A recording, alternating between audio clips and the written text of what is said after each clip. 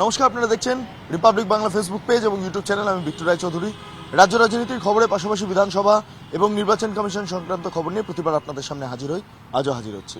আজকে যে খবরে থাকবো সেটা রাজ্য রাজনীতি সংক্রান্ত খবর, কারণ সামনে লোকসভা নির্বাচন এবং এই নির্বাচনের আগে বিজেপি নিজের সংগঠন মজবুত করতে রীতিমতো তৎপর হয়ে পড়েছে এবং সেক্ষেত্রে দাঁড়িয়ে আজকে রাজারহাটের একটি অভিজাত হোটেলে দীর্ঘক্ষণ ধরে বিজেপি রাজ্য কমিটির সদস্যদের সঙ্গে বৈঠক হয় এবং সে বৈঠকে যেমন এমপিরা উপস্থিত ছিলেন তেমন এমএলএরা উপস্থিত ছিলেন। এছাড়াও বিজেপির নানা স্তরে যারা কর্মীরা রয়েছেন, অর্থাৎ নেতৃত্ব স্থানীয় কর্মীরা, তারাও আজকে উপস্থিত ছিলেন এবং এক্ষেত্রে বেশ কিছু সিদ্ধান্ত গৃহীত হয়েছে যা বিজেপি সূত্রে আমরা জানতে পাচ্ছি। যেটা জানতে পাচ্ছি, এই মুহূর্তে ৭৬,০০০ বুথে বিজেপির কার্যকর্তারা পৌঁছে গিয়েছেন এবং এই মর্মে একটা ভেরিফিকেশন আজকে হয় এবং সেই ভেরিফিকেশনে রীতিমতো বিজেপি নেতৃত্ব খুশি, কিন্তু ২০,০০০ বুথের ক্ষেত্রে বেশ কিছু সমস্যা দানা বাঁধছে। সেই সমস্যাগুলোর সমাধান করতে হবে এমনটা বিজেপির তরফে জানানো হচ্ছে এবং সেই নির্দেশিকা ইতিমধ্যে বিজেপি নেতৃত্বের কাছে পৌঁছেও গিয়েছে।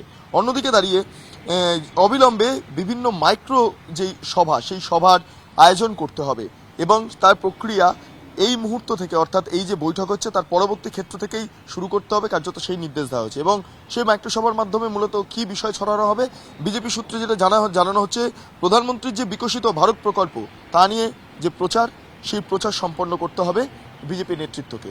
মাধ্যমিক উচ্চ মাধ্যমিকের সময় মাইক বাজানো যায় না এবং সেক্ষেত্রে দাঁড়িয়ে নির্বাচনী কোনো প্রচার হোক বা নির্বাচনের কোনো কাজকর্ম হোক, সেটা মাইকের মাধ্যমে সম্ভব নয়, প্রকাশ্যে সম্ভব নয়। তাই সেই সময় বসে না থেকে বিজেপি নেতৃত্ব যারা রয়েছেন বা নিচুস্তলা কর্মীরা রয়েছেন, তারা বুথে বুথে নিজেদের সংগঠন চাঙ্গা করুক এবং সাংগঠনিক বিষয়টা বিশেষভাবে নজর দিক।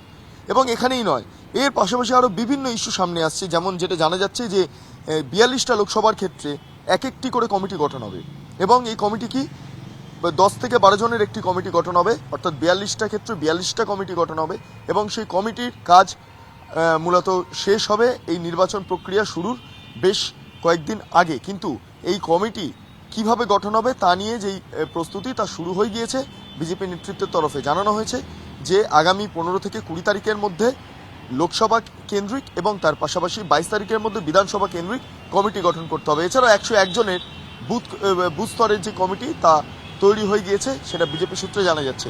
অন্যদিকে সোশ্যাল মিডিয়া সংক্রান্ত একটা বড় আপডেট এই মুহূর্তে বিজেপির তরফে মিলছে, যেটা জানা যাচ্ছে hirakranibaibai.com বলে একটা ওয়েবসাইট খোলা হয়েছে এবং সেই ওয়েবসাইটের যাতে সম্প্রচার আরও বেশি করে করা যায়, সাবস্ক্রিপশন আরও যাতে বেশি করে বাড়ানো যায়, এর পাশাপাশি ওয়েবসাইটে যে সমস্ত কার্টুন অ্যানিমেশন ভিডিওগুলো পোস্ট করা হচ্ছে এবং তা ইস্যুভিত্তিক যাতে পোস্ট হয় এবং তাও যাতে সাধারণ মানুষের মধ্যে ছড়িয়ে যায় বেশি করে, সেই বিষয়টা কার্যত নিশ্চিত করতে হবে বিজেপি নেতৃত্বকে।